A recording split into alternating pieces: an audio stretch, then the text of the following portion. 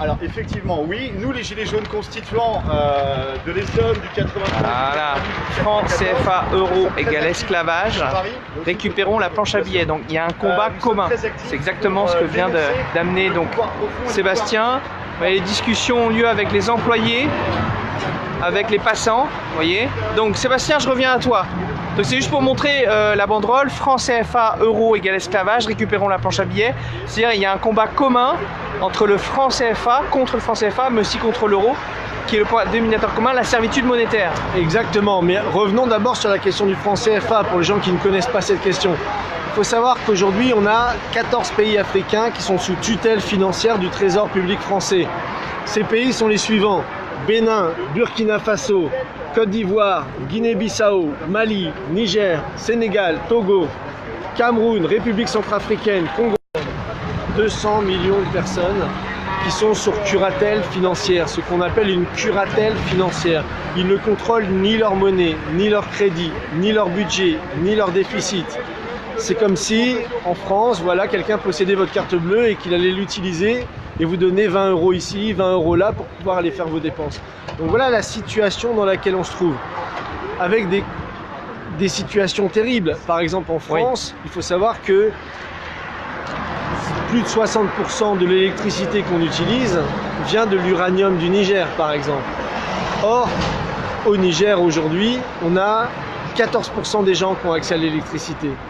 C'est-à-dire qu'il n'y a pas d'hôpitaux, les femmes accouchent de nuit, dans le noir, il y a beaucoup de mortalité infantile, etc. C'est-à-dire que cette politique du franc CFA a empêché les pays de se développer.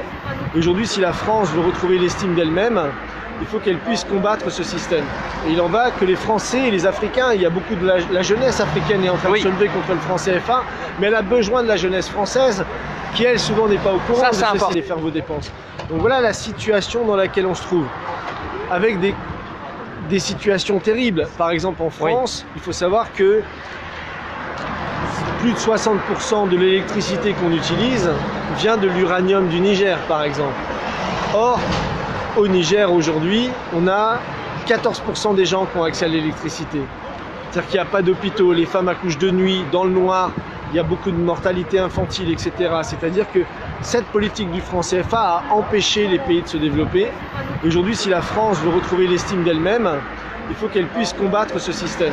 Et il en va que les Français et les Africains, il y a beaucoup de la jeunesse africaine est en train de se lever contre le franc CFA, mais elle a besoin de la jeunesse française qui, elle, souvent n'est pas au courant de ce système. Ça, c'est important. Voilà, la jeunesse française qui non seulement doit aider pour des questions d'ordre simplement de justice, de libérer ces pays-là de la curatelle financière, et comme tu le disais Yannick aussi, de se libérer nous-mêmes de la curatelle de l'euro. On a un ennemi commun, l'État profond, l'oligarchie financière.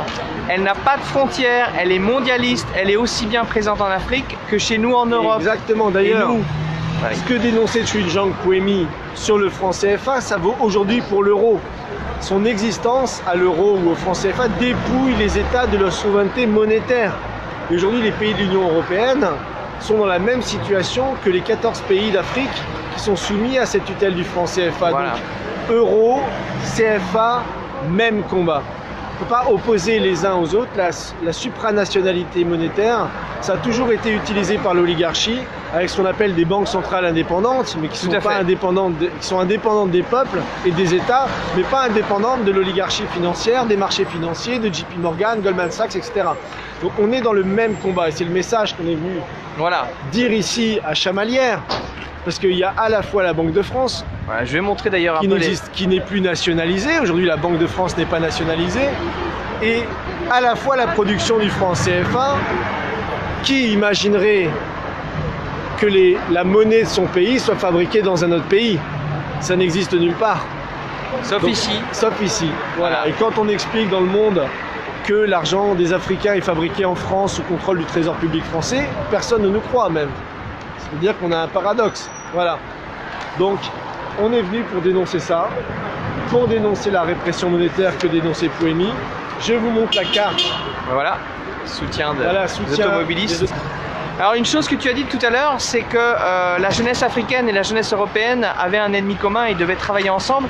Alors justement, il y a une chose aussi qui est intéressante, c'est qu'il y a hier ou avant-hier, je ne sais plus, il y a un collectif de jeunes africains, ou de moins jeunes africains d'ailleurs, peu importe, qui s'appelle UDC, Unité, Dignité, Courage, qui étaient là en fait, ils étaient à l'entrée, vous voyez, ici, voilà, pour faire prendre conscience aux ouvriers que, voilà.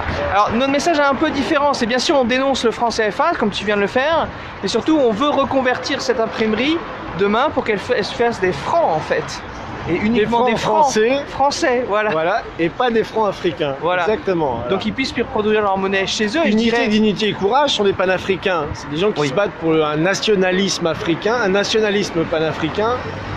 Et donc se battent pour que justement ils puissent avoir la souveraineté monétaire. Parce que comme on le sait, si l'État ne contrôle pas la monnaie, on ne le répétera jamais assez, hein, c'est la monnaie qui contrôle l'État. Donc aujourd'hui on a nombre de groupes africains dont Unité, dignité et courage, le collectif pour sortir du franc CFA. On a de nombreuses pages Facebook que vous pouvez aller suivre sur internet qui font de la pédagogie là-dessus. Voilà. Or, en France, la question du franc CFA, on se rend compte qu'elle est quasiment inconnue, qu'elle n'est abordée par personne. Et donc, il n'y a pas la volonté pour les Français de se dire, bon voilà, on a fait une erreur, maintenant on va arrêter cette erreur et on va aller de l'avant et travailler avec nos amis africains, la jeunesse africaine. Et la bonne chose, et je pense que c'est très important que les Gilets jaunes soient là parce que les choses évoluent. Et j'aimerais vous lire, ça va prendre 2 minutes, mais c'est l'initiative qui a été lancée par des économistes africains. Donc je conseille pour ceux qui ne connaissent pas de lire ce livre. Donc sortir l'Afrique de la servitude monétaire, Kako Nububko, qui a été l'ancien ministre de l'économie du Togo, Martial Zebelinga, Bruno Tinel, Demba Moussa Dembélé, qui sont des économistes qui ont expliqué les mécanismes sous-jacents à cette servitude monétaire. Alors cette image est très belle. Derrière, pour ceux qui arrivent sur le live, vous avez l'imprimerie en France à Chamalières qui imprime les francs CFA. Et à Paris, les taux de change de cette monnaie qui concerne donc 100 millions, 150 millions d'habitants en Afrique sont définis à Paris contre leur développement. Et là, on brandit ça. Sortir l'Afrique de la servitude monétaire. Voilà, ça c'est important. Voilà. Et donc ces économistes, Kako Nububko et d'autres, viennent de organiser les premiers états généraux sur la question du franc CFA, donc au Mali. Donc ils étaient tout un groupe d'individus, donc je vais vous les citer, hein. Il y avait Aminata Dramane Traoré qui était ancienne ministre du Mali, Kako Nububko, ancien ministre du Togo, Mamadou Koulibaly de Côte d'Ivoire, Demba Moussa Dembélé du Sénégal, Issa Ndiaye du Mali, Martial Zebelinga du Cameroun, qui est l'auteur du livre, et Louis Magloire Kemayou et Taoufik Ben Abdallah de Tunisie et du Cameroun.